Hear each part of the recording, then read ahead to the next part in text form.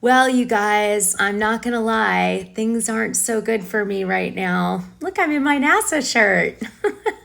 I love NASA. Oh, by the way, I think there's a rocket launch tonight at 6:45 p.m. East Coast time if you guys want to watch it. Yeah. So I'm still at the Marriott. I'm having so many problems. I don't even want to bore you with it, but I'm really effed at the moment. But I'm doing my best, and I hope you still love my shows this week because I'm working so hard on them every minute I can. I'm in like the bathroom, hiding in the closet, doing my shows so my son can also do homework. It's so crazy. Anyway, my house is still not fixed enough to go home, so I wish I could say my insurance company has been good to me. They haven't. They've been really awful. And what's really upsetting is they are targeted for vets. So I can only imagine. I have a lot of energy, but an elderly vet trying to deal with what I've been going through, like, oh my goodness. And I love my vets. Okay, so my dad was a Navy pilot. Anyway. All right, so let's just get started, shall we? I wanted to do a video about Alexia Nepola because I know that she has said that she thinks that Todd Nepola broke up with her, filed for divorce with her because of the fact that it had something to do with her children. And she felt that that was it. And I think she even went out with Teresa Giudice in Miami the other night. I think Teresa must have gone to help her or something. So I have some unique insight in why I think Todd really filed for divorce against Alexia. Because the truth is that the show is really tough on the relationship. Now, I did not realize that Alexia was with Todd Nepola in the prime of her relationship with him before Real Housewives of Miami's reboot had happened. I thought he had been involved with the show before, but it turns out that that's not the case. And now I have a real feeling as to why Todd may have filed for divorce against Alexia. So the thing is that Alexia already has a very difficult situation. She has a wonderful son who she loves dearly, who's got some disabilities from a car crash that he's suffering from. Although he's such a sweetheart, he's a pleasure. But that's tough. And then she has a son who, Peter, gets into trouble for whatever reason, his personality or whatever, but definitely gets into trouble. Now, she is very close with her two children and she loves them, and in a very typical Cuban mother way, is all about her children. So I could see where that could exacerbate the situation because, you don't get enough alone time, or, there's just always a problem or drama to deal with, and it's exhausting. But I do think that Todd also wasn't ready for what comes with the TV show. And I wanted to say that to you guys because the TV show is really like a curse on most relationships because, number one, it causes people to scrutinize the person who's not being paid by the show all the time about everything. Number two, the cast member on the show who's the wife or the girlfriend never shuts up about the show. I've said this many times. It becomes an obsession for the person on the show. And often everything they do is about the show. Like, should we go to dinner here? No, because I'll be spotted and it could hurt the show. Or should we move into this house? And they're like, no, it's not good enough for the show. Like, it just is everything, okay? And it can really exhaust the other partner who's not really giving a shit about the show, nor has that other person get any benefit from the show.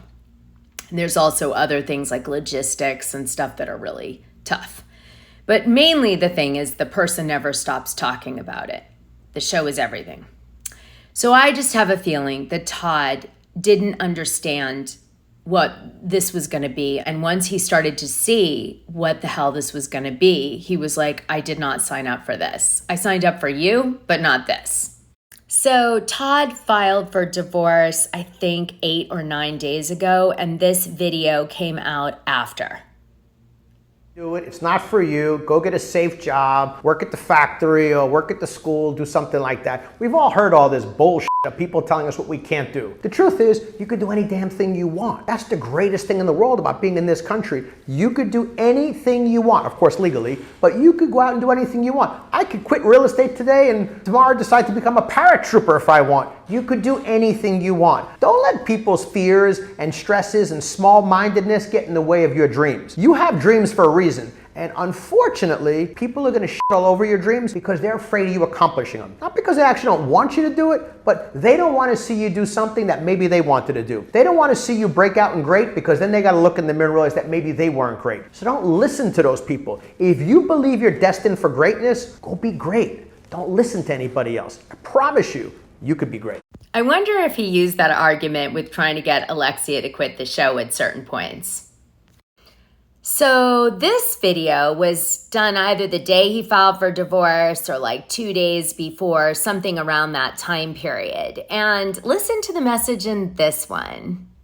I'm going to tell you what I think at the very end. Your life turning into like one big checklist? Are you looking back at your checklist from 5 years ago where you had to have the perfect car, the perfect college degree, the best clothes, the best boyfriend or girlfriend, and now you got all that stuff and it's not enough? That happens to all of us. We're all guilty of this at some stage in our life. And then we make another checklist. Now I'll really be happy when I get here. We're so influenced by thinking things like this are going to make us happy, and it won't. But there's nothing wrong with going through this phase in your life because we all do it. I've done it and you've probably done it too. But be aware that it's not raising the standards and having higher goals that'll make you happy. It's the constant progress of chasing after dreams and working hard that'll make you happy. It's the gratitude that you feel every day by having a life that you love. That'll make you happy. Don't worry about more goals and bigger and better stuff. Worry about being happy every single day. Good luck.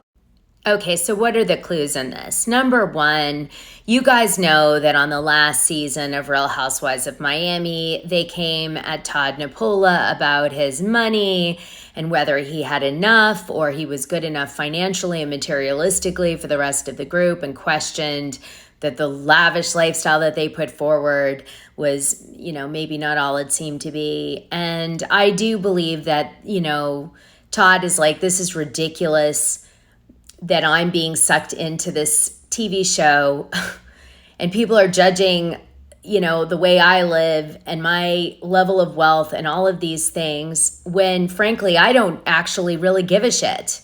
I live the way I live, and I am inspired by work and business and, accomplishing goals. And I don't care about all this. This is like what you do when you're 25. And I just can't give in to this stupidity.